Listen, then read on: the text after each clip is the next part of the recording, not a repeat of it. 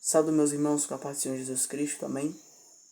Os irmãos, quero falar um pouco aqui hoje sobre uma parábola, uma das mais conhecidas no meio cristão, uma das mais conhecidas do nosso Mestre, o Senhor Jesus Cristo. Essa palavra se encontra em Lucas capítulo 15, verso 11 a partir. Diz assim a palavra do Senhor. Jesus continuou: certo homem tinha 2 filhos, e o mais moço deles disse ao pai: Pai, quero que o Senhor me dê a parte dos bens que me cabe. E o pai repartiu os bens entre eles. Passando não muitos dias, o filho mais moço, ajuntando tudo o que era seu, partiu para uma terra distante, e lá desperdiçou todos os seus bens, vivendo de forma desenfreada. Depois de ter consumido tudo, sobreveio àquele país uma grande fome, e ele começou a passar necessidade. Então foi pedir trabalho a um dos cidadãos daquela terra, e este mandou para os seus campos, a fim de cuidar dos porcos. Ali ele desejava alimentar-se das alforabas que os porcos comiam, mas ninguém lhe dava nada. Então, caindo em si, disse: Quantos trabalhadores de meu pai têm pão com fartura, e eu aqui estou morrendo de fome? Eu vou me arrumar, voltar para o meu pai e lhe dizer: Pai, pequei contra Deus e diante do Senhor. Já não sou mais digno de ser chamado teu filho. Trate-me como um dos teus trabalhadores. E arrumando-se, foi para o seu pai. Vinha ele ainda longe, quando o seu pai o avistou, e compadecendo-se dele, correu, o abraçou e beijou. Até aqui, meus irmãos. Meus irmãos, este texto é um texto muito lindo, uma parábola que o Senhor fez enquanto ele estava caminhando, indo a Jerusalém. Meus irmãos, enquanto ele estava indo a Jerusalém, ele não estava apenas caminhando, mas concluindo o seu chamado missionário, o seu ministério de evangelização aqui na terra. Meus irmãos, cumprindo aquilo pelo que ele veio para fazer, morrer na cruz do Calvário. E isso nós vemos lá no capítulo 13, verso 22. Capítulo 13 fala assim: Jesus passava por cidades e aldeias, ensinando e caminhando para Jerusalém. Essa é a parte em que vemos que Jesus estava indo, caminhando para Jerusalém. E meus irmãos, quando nos deparamos com o capítulo 15, nós nos deparamos com 3 das maiores parábolas mais conhecidas no meio cristão. O capítulo vai começar assim: aproximando-se de Jesus todos os publicanos e pecadores para o ouvir. Então, estava ali pecadores e publicanos, que era considerado pelos judeus pecadores, pois eles cobravam impostos ao povo judeu. E às vezes, por certa, digamos que, interesse ou ladranice, cobrava mais do que o Império Romano mandava. E os fariseus e os escribas murmuravam, dizendo: Este recebe pecadores e come com eles. Meus irmãos, então os fariseus estavam dizendo: como pode esse ser um pregador, um profeta, como dizem? Outros dizem ser Elias, outros João Batista. Mas como pode ele comer e beber com pecadores? eles estavam murmurando de Jesus. E Jesus vai contar ali 3 parábolas sobre a salvação do filho que se perde, sobre pecadores. Meus irmãos, e nós íamos nos deparar com a palavra, a sua última palavra que ele fala nesse capítulo, essa última palavra sobre o filho pródigo. Meus irmãos, nós vamos nos deparar com essa palavra maravilhosa que o nosso Senhor vem trazer. Meus irmãos, eu quero, meus irmãos, levar vocês a imaginar comigo por que este jovem queria logo a herança. Por que este jovem queria logo essa herança? Porque a parábola vai começar como: certo homem tinha 2 filhos, e o mais moço disse: pai, quero que o Senhor me dê a parte dos meus bens que me cabe. E o pai repartiu os bens entre eles. Meus irmãos, provavelmente este jovem estava em uma janela, digamos em uma expressão, estava em uma janela, estava dentro da casa de seu pai, mas olhando para pessoas que estavam no mundo, que estavam fora da casa de seu pai, e vendo como elas eram felizes. Meus irmãos, ele estava olhando para pessoas de fora e percebendo como ele era feliz.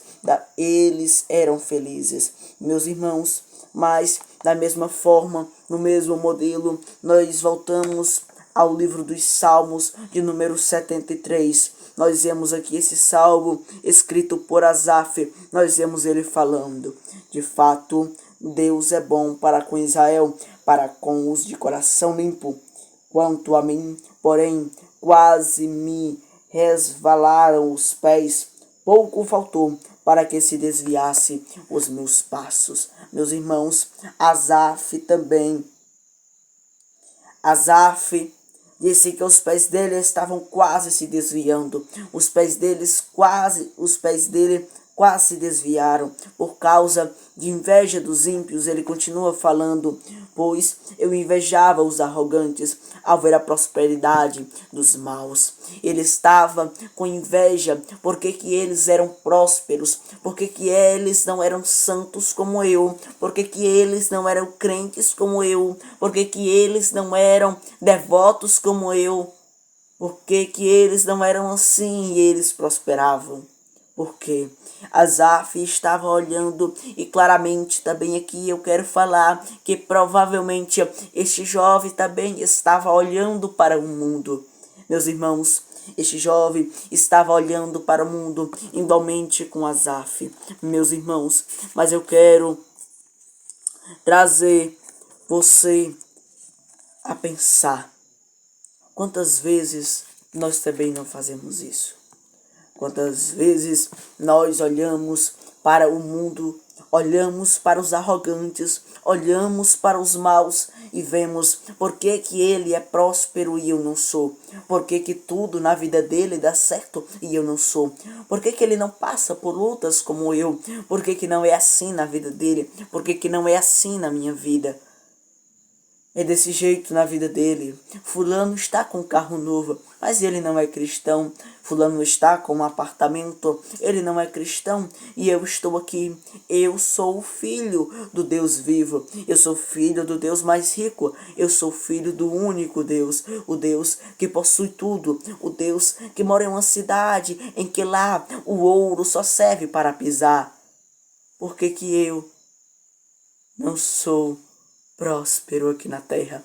Às vezes nós devemos pensar isso. Quantas vezes nós nos pensamos, nos deparamos, nos caímos em situação em que pensamos isso: por que que ele pode fazer isso? Por que que ele pode fazer aquilo e eu não posso?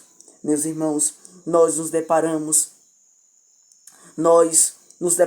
e ficamos com essa pergunta até que nos nasce o desejo de estar com eles, até que vem nos nascer aquele desejo de estar com eles, de vivenciar com eles, de ter amizade com eles. Meus irmãos, vem-nos aquele desejo de se zangar com o pai, aquele desejo de se distanciar da casa do pai por um tempo, aquele desejo de, olha, eu vou só dar uma passeada, já já eu volto.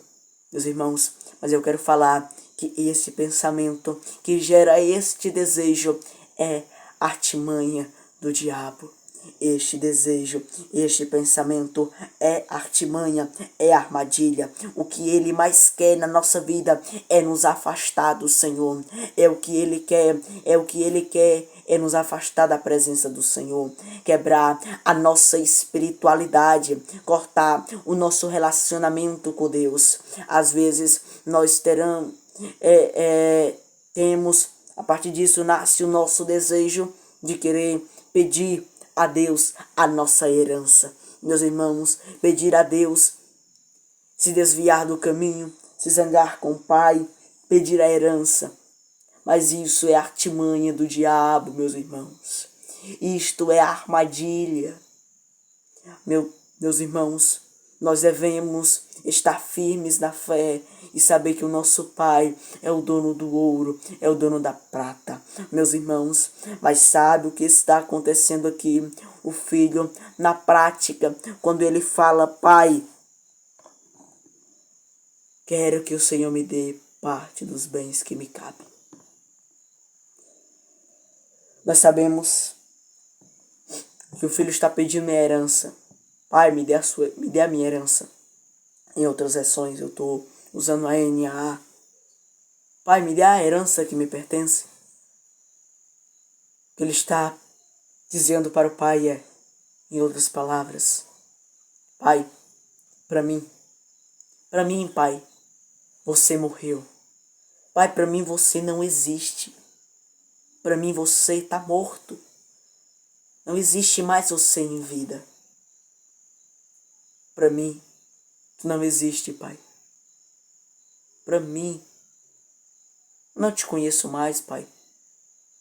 Você está morto, está enterrado, eu não te conheço, eu não sei quem tu é. Pai, eu não sei quem tu é. Me dê a minha herança, pois tu morreu para mim.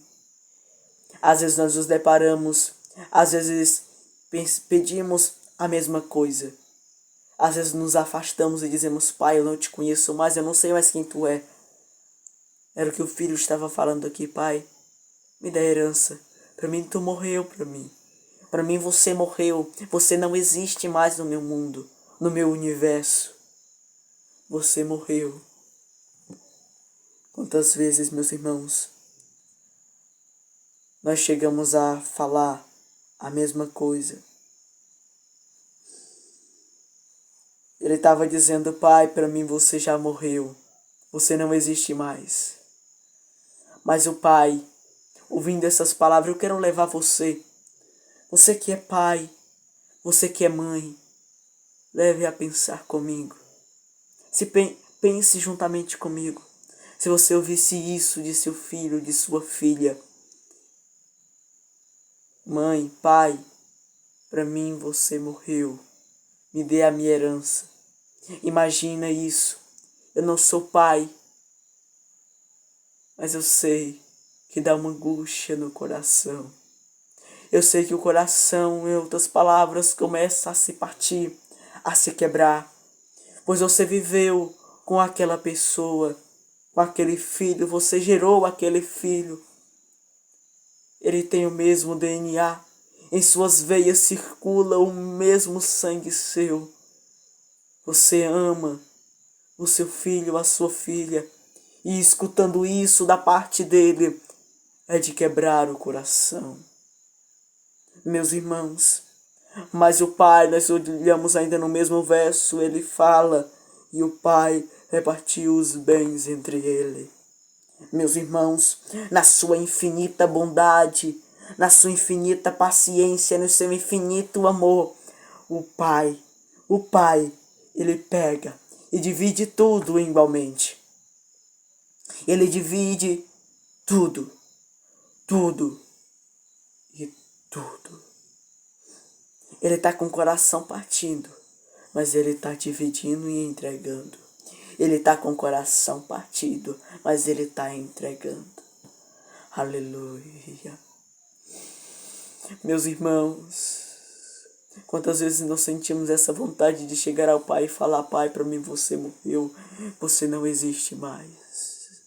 Mas o Senhor, Ele te ama, Ele nos ama. Ele nos amou tanto, o Pai nos amou tanto, que foi capaz de entregar o seu Filho para morrer na cruz do Calvário, por mim e por ti.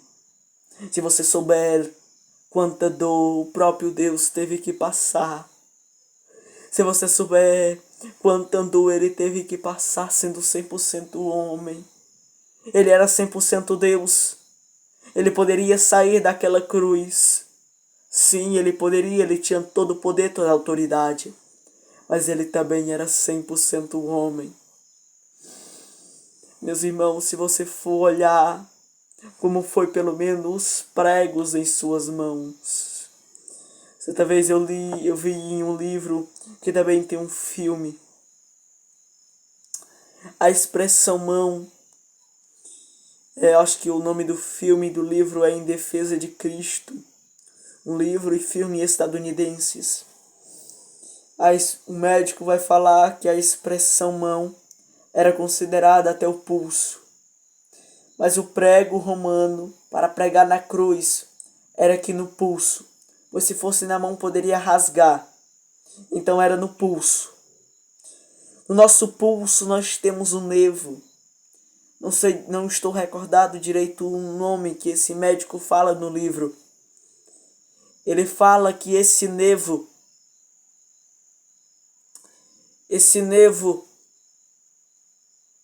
que nós temos aqui é o mesmo que encosta no nosso cotovelo.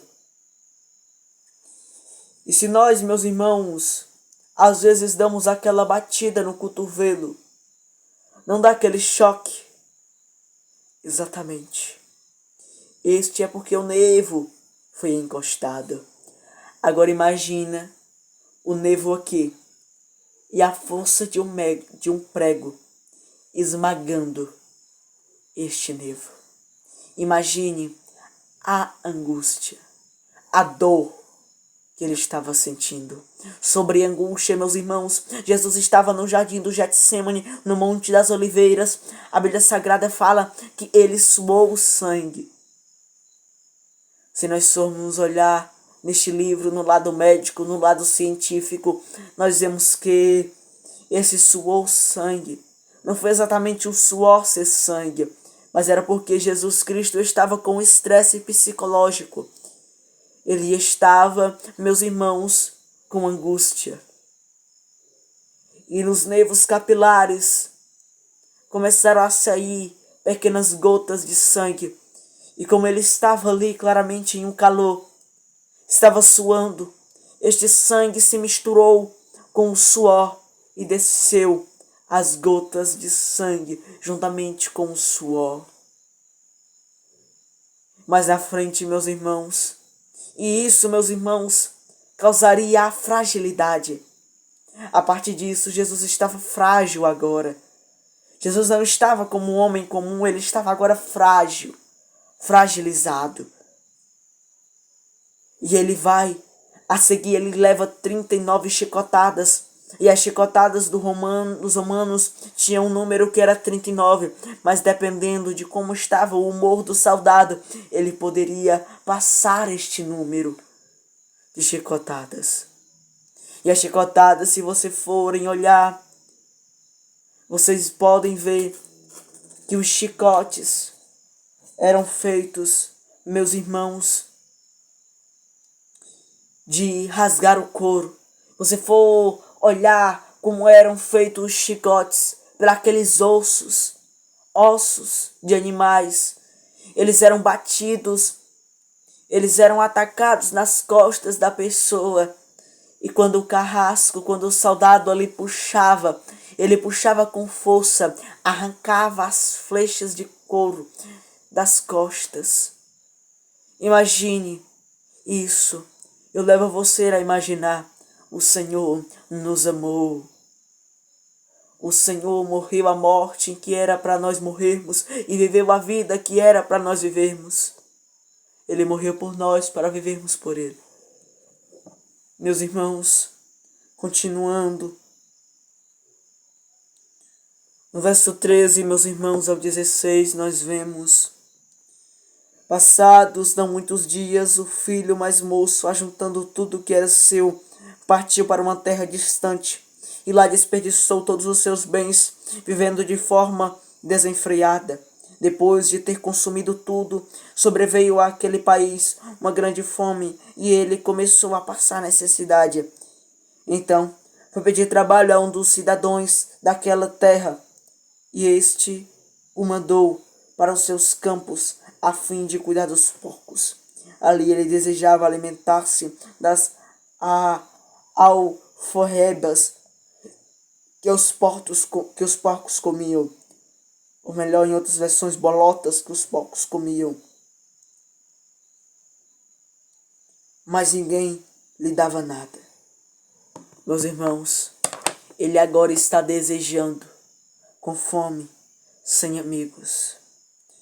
Depois que o jovem ele veio gastar tudo o que ele tinha, veio uma grande fome naquela terra. A fome era comum naquela região, mas no caso dele era uma fome pessoal, resultado da distância para com Deus, do pecado, da prodigalidade. O texto mostra que existe uma ligação entre ter gasto tudo e a fome que veio. Quando ele ficou vazio de si, de Deus, a fome chegou. Ele ficou agora sem casa. Ele ficou agora sem dinheiro porque ele havia gasto tudo. Ele está sem trabalho, ele está desempregado. E ele agora está sem amigos. Mas por que sem amigos? Porque aquele tipo de amigo que ele tinha escolhido, que ele estava no meio, não era amigo que o amava. Era amigo que não amava ele, mas o que ele tinha, o dinheiro que ele tinha. Amava o dinheiro dele, mas não amava ele. Quando o dinheiro acabou, eles se afastaram completamente. E aqui eu quero abrir um parênteses. Existe amigo que te leva para longe de Deus e amigo que te leva até Jesus. Tem amigo que te afasta dos caminhos do Senhor. E tem amigo que te leva, te puxa até Jesus. Ah, eu tô fraco. Ele puxa. Eu não consigo andar. Ele puxa. Ah, eu não tô conseguindo. Eu tô fraco. Ele te leva. Eu não tô conseguindo, meu amigo, mas orar. Ele vai. Ora contigo naquela. Ora contigo. Entra em um quarto. Ora. Vai na igreja e te leva para um círculo de oração. Vamos orar. Te leva, ajoelha contigo. Ah, eu tô sem forças para orar. Ajoelha aí, meu amigo. Eu vou falar com Deus. Ajoelha aí, repete o que eu vou falar. Ajoelha aí, eu tô orando por ti. Ajoelha aí, eu tô aqui 3 horas da manhã olhando por ti. Ajoelha aí que eu estou falando, papai, socorre o meu amigo. Ajoelha aí que eu estou pedindo forças para Deus, para te entregar. Ajoelha aí que eu estou falando, papai, me dê as palavras de consolo para o meu amigo. Ajoelha aí, te acalma, tranquila o coração. Eu estou orando, pedindo ao Senhor. Tem este tipo de amigo e tem o outro amigo. Vamos mergulhar em Marcos 8. Marcos 8, capítulo 2, fala assim: dias depois, Jesus entrou de novo em Cafarnaum, e logo se ouviu dizer que ele estava em casa. Muitos se reuniram ali a ponto de não haver lugar nem mesmo junto à porta. E Jesus anunciava-lhes a palavra. Trouxeram-lhe, então, um paralítico carregado por 4 homens. Eu acho que muitos conhecem essa história. O paralítico. Mas ele foi levado por quem? Por 4 homens.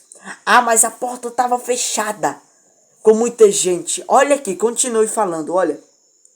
E não podendo aproximar-se de Jesus por causa da multidão, removeram o telhado correspondente ao lugar onde Jesus se encontrava, e pela abertura desceram um leito em que o paralítico estava deitado. Vendo-lhes a fé, Jesus disse ao paralítico: filho, os teus pecados estão perdoados.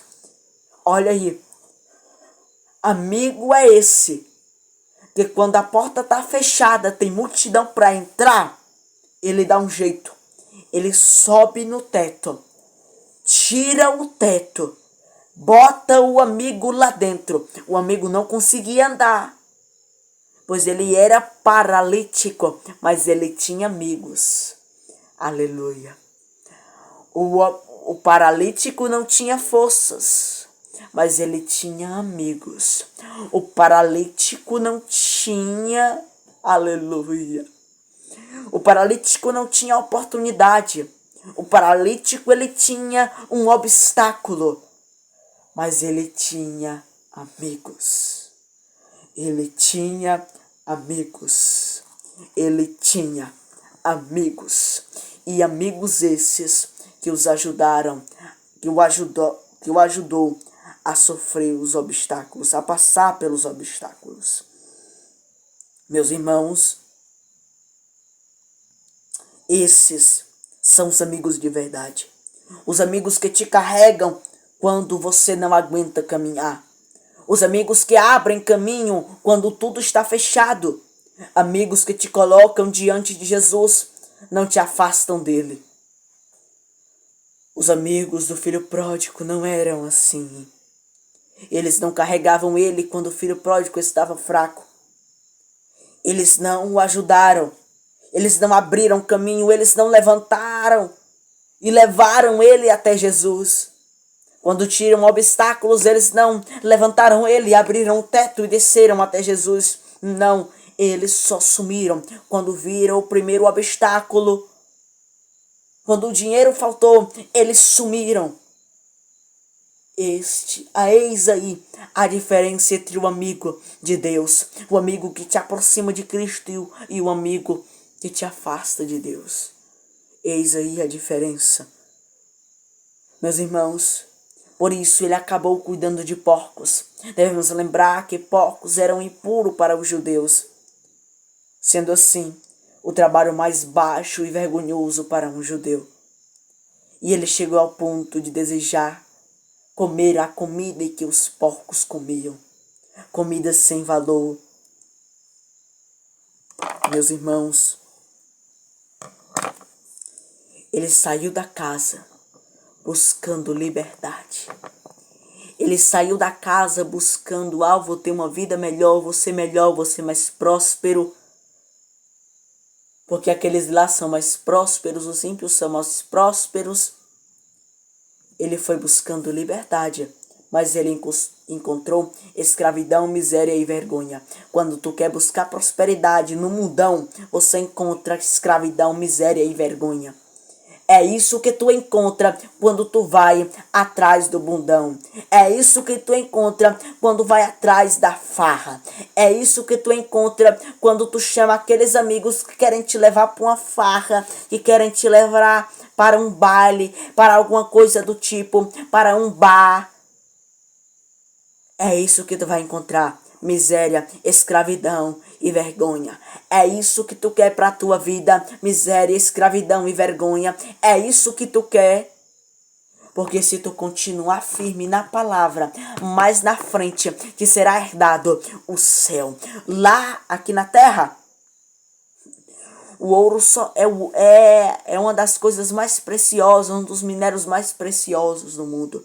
Mas como já falei, lá no céu, o ouro só serve para pisar. Lá no céu as ruas são de ouro e cristais. Lá tudo é lindo, lá tudo é paz. Não há choro, não há dor, não há pranto, não há enterros. Mortos lá eu não vou achar. Lá tudo é alegria. Meus irmãos, eu quero dizer que ele saiu buscando liberdade, mas ele encontrou escravidão, miséria e vergonha.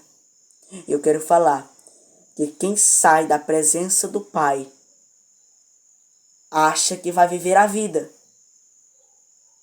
mas encontra fome espiritual, encontra vazio, humilhação e vergonha e escravidão. Se escraviza no pecado, porque longe de Deus o brilho do mundo se apaga. Os amigos somem, as forças acabam e a alma fica faminta. Mas se você estiver aí do lado da tela e dizendo: eu estou no mundo, eu estou comendo as bolotas do porco, eu estou desejando as bolotas do porco, eu já tive na igreja, eu já fui algum dia na igreja. Meus pais às vezes me levavam para a igreja. Não sei dizer bem se você está com esse pensamento. Ou talvez, eu nunca frequentei uma igreja. Eu estou aqui no mundo, mas eu não estou satisfeito com o mundo, nem o que no mundo há. Eu não estou satisfeito, eu quero mais. Eu quero dizer que há um caminho de volta. Miguel, mas eu não tenho forças, mas há um caminho de volta. Miguel, eu estou fragilizado, mas há um caminho de volta. Miguel, eu não consigo andar, eu estou igual paralítico. Há caminho de volta. Miguel, eu estou sem força, há caminho de volta. Miguel, eu não sei para onde ir, há caminho de volta. Jesus te recebe de braços acolhidos. Há caminho de volta. O jovem, tornando em si, como diz a palavra. Verso 17. Então, caindo em si, disse: quantos trabalhadores de meu pai têm pão com fartura e eu aqui estou morrendo de fome. Ele caiu em si. No verso 18. Ele tornou em si. Ele se acordou de um pesadelo, ele se acordou de um sono profundo, ou melhor, de uma ilusão de mundo. Ele se acordou disso.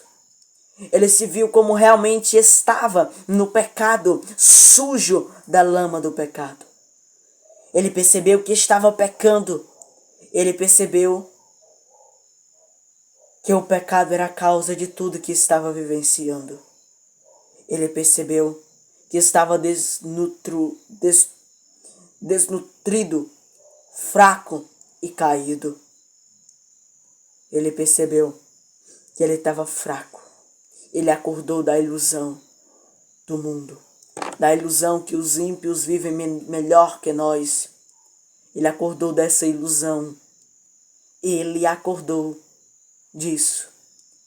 Ele acordou da frase: os ímpios vivem melhor que eu, os ímpios são mais prósperos que eu. Ele se despertou. Quando ele se despertou, faltava forças. Aleluia. Mas eu quero te falar que o meu Deus, o meu Senhor, é a força que tu precisa. O meu Deus, o meu Senhor, é a força que nós precisamos. Glória a Deus. O meu Pai é a força que nós precisamos. Aleluia. Eu quero te falar que mesmo quando você está sem forças, o Senhor abre teus olhos. Quando você está sem forças, quando você está caído, fraco, o Senhor é quem abre os teus olhos. E ele fala: quantos trabalhadores de meu pai têm abundância de pão? Verso 18. O jovem deixou a prosperidade por causa de uma ilusão. Olha a diferença. Os trabalhadores do pai dele comiam pão e água. E ele, sendo um trabalhador, não tinha isso. Não tinha direito a isso. Meus irmãos, ele deixou a liberdade para cair na escravidão. Ele deixou a prosperidade por uma ilusão. Ele deixou a liberdade para a escravidão. Quantas vezes isso não acontece conosco? Quantas vezes não pensamos? Ou talvez você tenha deixado a liberdade e se encontra hoje na escravidão do pecado. Quem sabe hoje, não sei, não lhe conheço, mas o Senhor conhece, pois o Senhor é onisciente. O jovem rico deixou a prosperidade por causa de ilusão. Quem sabe você o filho pródigo deixou a prosperidade por causa de uma ilusão. Quem sabe você tenha deixado essa prosperidade por uma ilusão, por uma besteira, por uma baboseira, mas deixou a prosperidade por uma ilusão. Quem sabe? O Senhor sabe.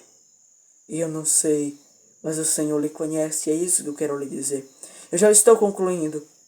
E o jovem rico, chegando à casa do pai, humilhou-se perante dele e disse: Pai, eu pequei contra o céu e perante ti, no verso 21. Ele chega. E o que eu acho impactante aqui é que o pai corre atrás dele. Na hora que avista o filho, ele corre atrás do filho. Eu quero te dizer que quando você volta, quando o Senhor te dá forças para voltar, que Ele fortalece o fraco. Paulo mesmo disse: quando estou fraco, estou forte. Quando eu digo que estou fraco, estou forte. Quando eu digo que estou forte, estou fraco. Meus irmãos, o meu Deus é o Deus que fortalece o fraco. E Ele te fortalece se você está fragilizado. E meus irmãos, este jovem chegou ao pai com as poucas forças em que tinha. E ele falou: Pai, me perdoa porque eu pequei contra ti. Me aceita pelo menos como um dos teus servos, dos teus trabalhadores. Não me chama mais de filho, me chama de servo.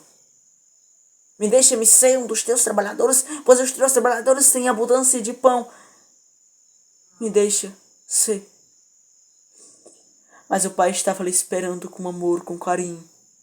O pai estava esperando o filho a quem ama, pois ele ama você. O pai estava esperando todo este tempo, desde o momento em que ele disse: Pai, eu não te considero mais como vivo, me dá a minha herança. Na hora que o filho sai, até aquele momento, o pai estava esperando o filho. O filho volta, ele fala: Pai, eu pequei contra ti, me aceita pelo menos como um dos teus servos. Meus irmãos, o Senhor, Ele te aceita de volta. Mesmo você caído, mesmo você caindo, Ele te aceita. Ele te dá força, pois Ele é a fortaleza. O Senhor, Ele vai atrás da ovelha perdida. O Senhor vai atrás da dracma perdida. E o Senhor vai à procura do filho pródigo. Jovem, ouvinte que está me escutando, não caia na ilusão do inimigo. Não caia na modinha. Não escolha os seus amigos. Amigos certos, que te aproximam do Senhor e não te afastam dele. Amigos que te levam até Jesus, que dão um jeito quando tudo está fechado com multidões. Escolha bem os seus amigos. Ele te aceita de volta. Ele te aceita de volta. É isto que eu quero te dizer desta noite. O Senhor te aceita de volta. Se você gostou dessa palavra, se o Espírito Santo tocou no seu coração, se inscreva neste canal, dê um joinha para este vídeo chegar a mais pessoas. Compartilha com algum amigo que precisa ouvir essas palavras. E ao compartilhar, digite: o Senhor te aceita de volta. Mesmo caído, o Senhor te aceita, Ele te chama. Filho, se você está caído, se você está em pecado e ouviu essa palavra e quer voltar à igreja, procure imediatamente alguma pessoa em que lhe traz confiança.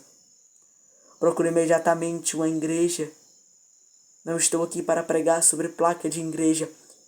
Procure uma pessoa cristã. Diga para ela que quer voltar aos pés de Jesus. Diga para ela.